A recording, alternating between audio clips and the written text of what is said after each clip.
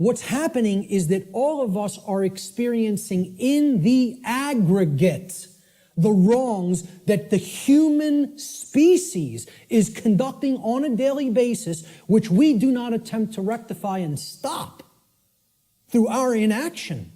Karma is being accrued. People think that karma can only be accrued from action. No, it cannot. It can be accrued from inaction as well. And that's where many people in our society is. They're not taking any action, and they're willing to let evil run unchecked. So this is ultimately going to come back and bite us, and what we set into motion is going to actually topple over onto us if we don't change our thoughts, emotions, and behaviors. Nothing escapes law. We are bound by it eternally. Let me just go back. I'll leave it on this slide for a moment.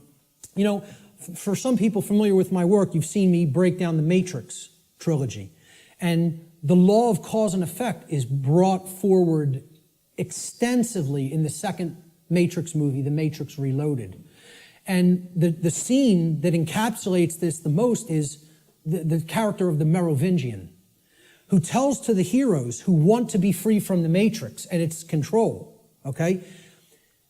You are coming to me without an understanding of why you are in this position. You don't understand the causal factors that have led to the current conditions that are in place. Therefore, you are coming to me with no power to effect change. You are powerless. So why should I help you? You're powerless because you lack knowledge and understanding of what set these events into motion. Why? The question why. He says, why is the only source of real power. Without why, you are powerless. He's talking about cause and effect, and he says it specifically.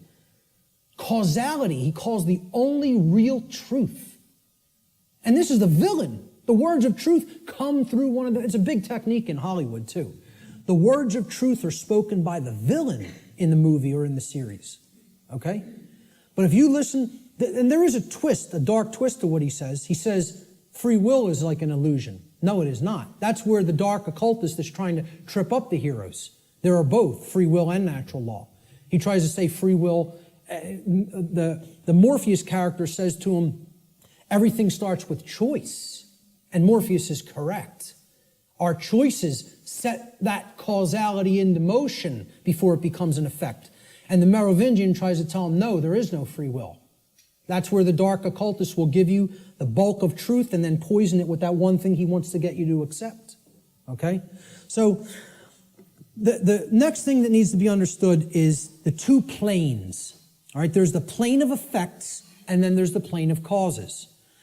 No power to affect any change lies on the plane of effects, which is the physical manifested reality.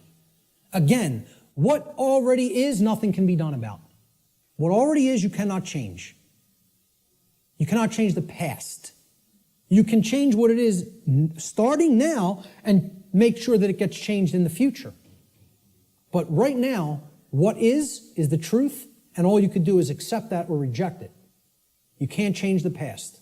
So the physical world that is manifested up to this point happened because of things that occurred in the past. The causes happened in the past. Nothing you can do about that right now. Okay? The plane of effects or the physical world is where manifested realities have already occurred, have already taken shape, have already formed due to their underlying causal factors. The plane of effects constitutes that which has already occurred. As such, no power to effect change lies here because that which has already occurred cannot unoccur. That which has occurred can't undo itself. It happened. It's already done. It has become that which is, or truth. Human consciousness seems to be trapped upon the plane of effects, meaning that humanity as a whole remains ignorant of the underlying causes which they themselves have set into motion and which lead to self-inflicted suffering in their lives. So if you're trapped at this level, what you're doing is you're looking at the symptoms, and you're stuck looking at the symptoms. Okay? This is everybody Oh, there's a political solution to this. We need to vote in the right people. Oh, there's a financial solution to this. We just need to set the right monetary policy. No, there's a scientific solution to this. And technological advancements are going to be made that suddenly save ourselves and make the world any different.